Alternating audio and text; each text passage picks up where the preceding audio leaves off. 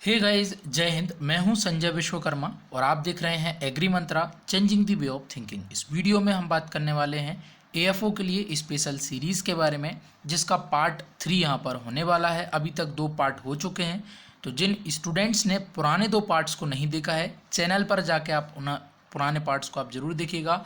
काफ़ी इंपॉर्टेंट वो पार्ट रहने वाले हैं। इस वीडियो में हम टॉप 20 क्वेश्चंस का डिस्कशन करेंगे, उनसे जुड़ा हुआ कुछ इंपॉर्टेंट पॉइंट्स का भी डिस्कशन करेंगे। तो वीडियो काफ़ी इंपॉर्टेंट रहने वाली है आपके एग्जाम के हिसाब से, तो वीडियो के साथ आखिरी तक बने रहिएगा। जैसा कि हम बात करें प्रीवियस पार्ट में पूछे गए क्वेश्चन के बारे में, तो आप सबने इसका काफ़ी अच्छे तरीके से जवाब दिया है। क्वेश्चन है, which of the following is dual purpose got, यानी कि निम्न में से कौन सी बकरी की द्विकाजी, ड्यूअल पर्पस यानी द्विकाजी नस्ल है? तो बीटल, जमुनापारी, टेलीचरी, यानी कि आंसर होगा यहाँ पर ऑल ऑफ दीज। ये जो सभी हैं ये हैं आपकी ड्यूअल पर्पस ब्रीड्स। आगे अगर हम ड्यूअल पर्पस ब्रीड्स की और नाम जाने तो जैसे जमुनापारी हो गया, मारवाड़ी, ओस्मानाबादी, बीटल, जलालाबादी, ये सब यहाँ पर नाम होने वाले हैं। थोड़ा सा और हम इसके बारे में जान लें। जैसे जमुनापारी जो है ये सर्वश्रेष्ठ नस्लों में से एक मानी जाती है भारतीय नस्लों में बकरी की, और इसको भारत का गौरव, परी, ग्रामीण और जादुई बकरी के नाम से भी जानते हैं। काफ़ी इंपॉर्टेंट ये हो जाता है। 2 से 3 किलोग्राम प्रतिदिन इसकी दूध की क्षमता है, ये दूध देती है प्रतिदिन, पर डे के हिसाब से। और ये काफ़ी इंपॉर्टेंट पॉइंट्स हैं जो कि आपको याद रखना है, तो आप इनको याद रखिएगा। आगे बढ़ते हैं, बात करेंगे हम आज के क्वेश्चन नंबर 1 के बारे में। तो यहाँ पर बात हो रही है एरिस फेमाइन, जो कि 1845 में आया था, कॉज्ड बाय फंगस। कौन से फंगस के द्वारा इसको कॉज्ड किया गया था? तो सब लोगों को इसका आंसर पता है, फाइटोप्थेरा इन्फेस्टेंस के द्वारा ये जो है फैला था। काफ़ी इंपॉर्टेंट ये क्वेश्चन बनता है, आपको इसको याद रखना है। आगे बात करेंगे बंगाल फेमाइन, जो कि 1943 में आया था, किसके द्वारा कॉज हुआ? तो ये हेलमिंथोस्पोरियम ओराइजी के द्वारा ये कॉज हुआ। ये भी आपको याद रखना है। सिंपल क्वेश्चन है लेकिन इंपॉर्टेंट क्वेश्चन है। आगे बात करेंगे क्वेश्चन नंबर 3 की, Bordeaux mixer was developed first time for control. ये भी काफ़ी इंपॉर्टेंट है कि बोर्डेक्स जो मिक्सर है इसको डेवलप किया गया और पहली बार किस बीमारी के रोग के कंट्रोल के लिए इसको जो है उपयोग में लाया गया था। तो इसका जो राइट आंसर होगा वो होगा डाउनी मिल्ड्यू ऑफ ग्रेप्स। यहाँ पर ये इसका राइट आंसर होने वाला है। काफ़ी इंपॉर्टेंट ये क्वेश्चन है। हम बात करें बोर्डेक्स मिक्सर की, तो मिलार डेट नाम के साइंटिस्ट ने इसको डिस्कवर किया था और 1882 में इसको डिस्कवर किया गया था, और 1885 में ये फंजीसाइड के तौर पर प्रयोग में लाने लगे थे। और सबसे पहले इसको डाउनी मिल्ड्यू ऑफ ग्रेप्स में इसको जो है प्रयोग में लाया गया था। अगर इसके कंपोजिशन की हम बात करेंगे तो इसको copper sulphate plus lime plus water, इसका जो है कंपोजिशन है, ये आपको याद रखना है। आंसर होगा डाउनी मिल्ड्यू ऑफ ग्रेप्स। आगे बात करेंगे Indian society of agronomy established in, जो इंडियन सोसाइटी ऑफ एग्रोनॉमी है ये 1955 में इस्टेब्लिश की गई थी। ये भी काफ़ी अच्छा क्वेश्चन है जो आपको याद रखना है। आगे बात करें क्वेश्चन नंबर 5 की, तो यहाँ पर बात हो रही है रॉकेट सलाद। रॉकेट सलाद क्या है इसके बारे में हम जानते हैं। तो ये जो है एक वेजिटेबल क्रॉप है और काफ़ी अच्छा ये क्वेश्चन बन सकता है आपकी परीक्षा के हिसाब से। इसको एरुगुला के नाम से भी जानते हैं, एरुगुला के नाम से भी इसको हम जानते हैं हम। और इस रॉकेट सलाद की अगर फैमिली की बात करेंगे तो ब्रेसिकेसी इसकी फैमिली है, ये भी आपको याद रखना है। आगे बात करें क्वेश्चन नंबर 6 की, तो यहाँ पर बात हो रही है buffer stock of food grains in India is mainly maintained by. काफ़ी अच्छा क्वेश्चन है। इस टॉपिक से रिलेटेड हमने प्रीवियस पार्ट में भी बात की थी। जो बफर स्टॉक है ये मेनली फूड ग्रेन को स्टोर करने के लिए बनाया गया है, और ये जो है फूड कॉरपोरेशन ऑफ इंडिया के द्वारा इसको मेंटेन किया जाता है। आपको इसको याद रखना है। आंसर होगा FCI। काफ़ी अच्छा ये क्वेश्चन है। आगे बात करें क्वेश्चन नंबर 7 की, तो यहाँ पर बात हो रही है in wind erosion majority of soil loss is due to following dash process. जानते हैं आप सब लोग, इरोजन, इरोजन का मतलब होता है क्षरण, मृदा का क्षरण, सॉइल का इरोजन। 2 टाइप से होता है, एक विंड यानी हवा के माध्यम से होता है और एक वाटर के यानी पानी के माध्यम से होता है। ठीक है, तो यहाँ पर हम विंड इरोजन की बात करेंगे तो थोड़ा सा हम जान लेते हैं। विंड के द्वारा जो इरोजन होता है इसको मेनली 3 स्टेज में बांटा गया है। पहली जो स्टेज होती है इसको हम बोलते हैं साल्टेशन, सेकेंड स्टेज जो होती है इसको बोलते हैं सरफेस क्रीप, और थर्ड जो स्टेज होती है इसको हम बोलते हैं सस्पेंशन।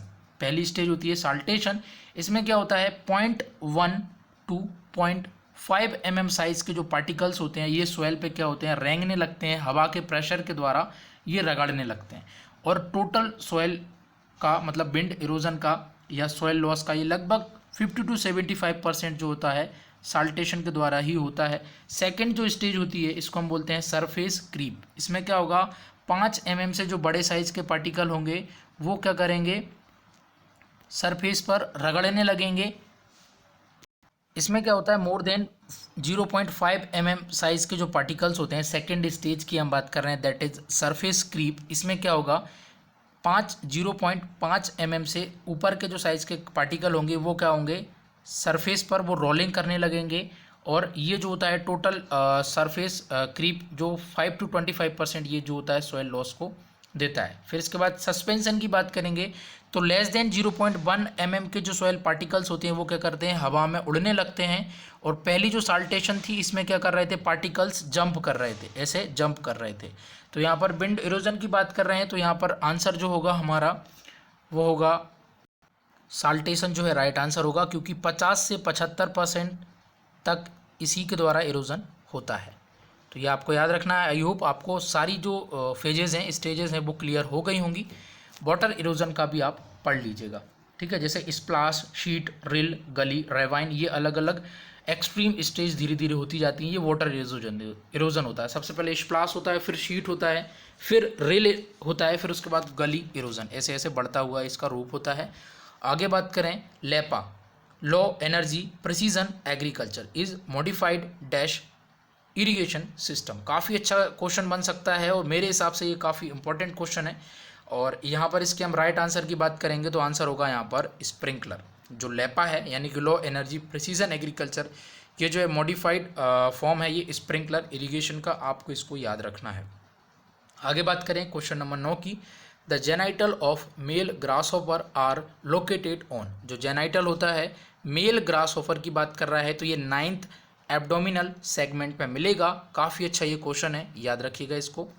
आगे बात करें क्वेश्चन नंबर 10 की, तो क्वेश्चन नंबर 10 में बात हो रही है ऑर्डर हाइमेनोप्टेरा इंक्लूड्स। जो ऑर्डर है हाइमेनोप्टेरा इसमें क्या क्या इंक्लूड्स होगा, तो मेनली इसमें बी, बास्प और आंट्स वगैरह आते हैं, आंट्स आते हैं इसमें।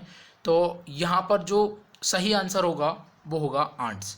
इसमें बी भी आते हैं, बी कैटेगरी के इंसेक्ट भी आते हैं, वास्प भी इसमें आते हैं और एंट्स भी इसमें आते हैं। तो ये आपको याद रखना है, काफ़ी अच्छा ये क्वेश्चन बनता है। फिर आगे हम बात करें क्वेश्चन नंबर 11 की, तो यहाँ पर बात हो रही है chewing and lapping type of mouth parts are present in. तो जानते हैं क्या हो इसका सही आंसर।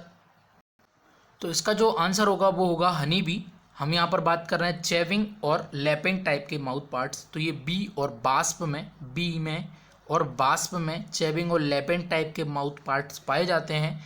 एक और इम्पोर्टेंट है क्योंकि माउथ पार्ट से हर एक एग्जाम में एक क्वेश्चन जरूर आता है, सिफोनिंग टाइप माउथ पार्ट्स की अगर हम बात करेंगे, आप याद रखिएगा सिफोनिंग टाइप के जो माउथ पार्ट्स होते हैं वो आपके बटरफ्लाई में और मोथ्स में पाए जाते हैं। तो ये आपको याद रखना है, साइफोनिंग टाइप के माउथ पार्ट्स किस में पाए जाते हैं, तो ये आपके बटरफ्लाई और मोथ्स में पाए जाते हैं। इसी से मिलता जुलता एक और नाम होता है जिसमें बच्चे कंफ्यूज भी होते हैं, स्पॉन्जिंग टाइप। स्पॉन्जिंग टाइप की बात करेंगे तो ये हाउस प्लाई में पाया जाता है, ठीक है। जैसे कि स्पंज आप समझते होंगे, उस पर कौन आके बैठता है, मक्खी आके बैठता है, घरेलू मक्खी। तो स्पॉन्जिंग टाइप का किस में आएगा, हाउस प्लाई में। और सिफोनिंग टाइप के जो माउथ पार्ट्स होते हैं वो बटरफ्लाई के और मोथ्स के होते हैं। बहुत अच्छे से याद रखिएगा, दोनों में आपको एग्जाम में कन्फ्यूजन जरूर होती होगी। स्पंज पे कौन आकर बैठ रहा है, घरेलू मक्खी, तो हाउस प्लाई यहाँ पर आंसर होगा सिफोनिंग टाइप का। और स्पॉन्जिंग में बटरफ्लाई और मोथ्स होगा। फिर पियर्सिंग और सकिंग दो टाइप के होते हैं, एक बग टाइप होता है, मॉस्किटो टाइप का होता है, तो ये आपको याद रखना है। बाकी बाइटिंग और चबिंग टाइप भी आपको याद रखना है, जो कि ग्रास हॉपर में, लॉकट्स में पाए जाते हैं। तो काफ़ी इंपॉर्टेंट ये माउथ पार्ट्स हैं जो कि एग्जाम में डायरेक्ट यहाँ से क्वेश्चन आते हैं, तो आपको इनको याद रखना है। आगे बढ़ें, बात करें क्वेश्चन नंबर 12 की, तो यहाँ पर बात हो रही है vertex is a part of. Vertex किसका पार्ट है, तो वर्टेक्स जो है हेड का पार्ट होता है। ये भी एंटोमोलॉजी का क्वेश्चन है, काफ़ी अच्छा क्वेश्चन है। आगे बात करें question number 13, the term mutation was coined bye. तो म्यूटेशन जो टर्म है किसके द्वारा दी गई, तो ह्यूगो डे व्रीज के द्वारा ये दी गई थी। ये भी आप सबको पता है, याद रखना है आपको। आगे बात करें क्वेश्चन नंबर 14 की, blood group were discovered by. तो जो ब्लड ग्रुप है इसको कार्ल लैंडस्टेनर के द्वारा इसको डिस्कवर किया गया था। अच्छा क्वेश्चन ये बन सकता है, तो आपको इसको याद रखना है। आंसर होगा 3। फिर आगे हम बात करें, gizzard is a part of alimentary tract of. जो गिजार्ड है, एक जो एलिमेंट्री ट्रैक्ट है उसका में किसका ये पार्ट है, बफेलो का, काऊ का, डो का या हैन का। सब लोग जानते हैं ये हैन का जो है काफ़ी इंपॉर्टेंट पार्ट्स है, क्योंकि गिजार्ड के द्वारा ही जो भी मुर्गी दाना पानी खाती है उसको वो पीसती है और आगे फिर इंटेस्टाइन में भेजती है। फिर आगे हम बात करें, फ्लैश कार्ड इज एन। काफ़ी अच्छा क्वेश्चन यहाँ से बनता है, एक्सटेंशन का ये क्वेश्चन है। ये जो फ्लैश कार्ड है ये जो है आपका नॉन प्रोजेक्टेड ऐड होता है, और मेरे हिसाब से काफ़ी अच्छा ये क्वेश्चन बन सकता है आपकी परीक्षा के लिए।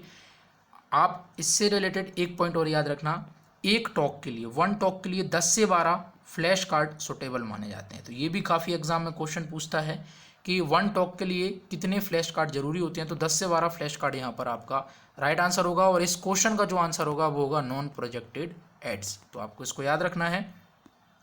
बाकी आगे हम बढ़ें, बात करेंगे हम यहाँ पर क्वेश्चन नंबर 17 की, information and communication technology means, यानी कि इसको शॉर्ट में हम ICT के नाम से भी जानते हैं। इंफॉर्मेशन एंड कम्युनिकेशन टेक्नोलॉजी, इसका मतलब होता है computer, audio and video, internet, यानी कि आंसर होगा यहाँ पर ऑल ऑफ दीज, जो कि आप सबको याद रखना है। तो यहाँ पर बात हो रही है स्पीसीज ऑफ स्ट्राइगा आर। तो ये जो है इसको आप इस ट्रिक से याद रख सकते हैं, CLOS, यानी कि CL-OS। ये ऊपर वाला पार्ट है ये हो गया सूट का, और नीचे वाला जो पार्ट है वो हो गया रूट का। इस ट्रिक से आप याद रख सकते हैं। कस्क्यूटा जो होता है वो होता है कंप्लीट सूट पैरासाइट, और लोरेंथस जो होता है वो पार्शियल शूट पैरासाइट होता है। उसके बाद लोरेंथस की बात करेंगे, औरवंकी की बात करेंगे, तो ये होता है कंप्लीट रूट पैरासाइट। स्ट्राइगा होता है पार्शियल रूट पैरासाइट। तो यहाँ पर जो है पार्शियल रूट पैरासाइट, यहाँ पर इसका राइट आंसर आने वाला है। काफ़ी अच्छा ये क्वेश्चन है जिसको आप सभी को याद रखना है, ठीक है। आगे बात करेंगे क्वेश्चन नंबर 20 की। तो क्वेश्चन नंबर 20 में बात हो रही है, green ear disease of bajra is preliminary. तो ग्रीन ईयर डिसीज़ जो है बाजरा या पल्म मिलेट की, ये काफ़ी इंपॉर्टेंट डिसीज़ है, काफ़ी नुकसान करती है ये फसल को, और इसका जो कॉजल ऑर्गेनिज्म होता है वो होता है स्क्लेरोस्पोरा ग्रैमिनिकोला। ये भी कई बार एग्जाम में पूछा गया है, स्क्लेरोस्पोरा ग्रैमिनिकोला। तो ये आपको याद रखना है, और ये मेनली जो है सोइल बोर्न डिसीज़ होती है, ये आपके एग्ज़ाम में पूछा जाता है। तो ये आपको याद रखना है, काफ़ी इंपॉर्टेंट ये है।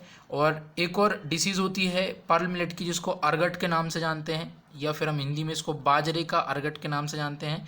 ये क्लेबिसेप्स फ्यूजिफॉर्मिस के कारण होती है, और ये जो फंगस होता है सीड और सोइल बोर्न दोनों होता है। तो ये दूसरी इंपॉर्टेंट बीमारी है जो मैंने आपके साथ शेयर की है। आई होप आपको क्लियर हो गया होगा। बाकी आगे हम बात करें क्वेश्चन ऑफ द डे के बारे में, यानी कि ये टॉप 20 क्वेश्चन होते हैं ख़त्म। अब आपसे एक क्वेश्चन पूछा जा रहा है जिसका सही जवाब आपको कमेंट सेक्शन में मेंशन करना है। क्वेश्चन है, citrus canker is caused by. Citrus canker किसके कारण होता है, बैक्टीरिया के कारण, वायरस, फंजाई या माइट्स के कारण। सही जवाब आपको कमेंट बॉक्स में बताना है, फिर इसका जो सही जवाब रहेगा उसको हम नेक्स्ट पार्ट में डिस्कस करने वाले हैं। तो गाइज़ ये थी आज की वीडियो।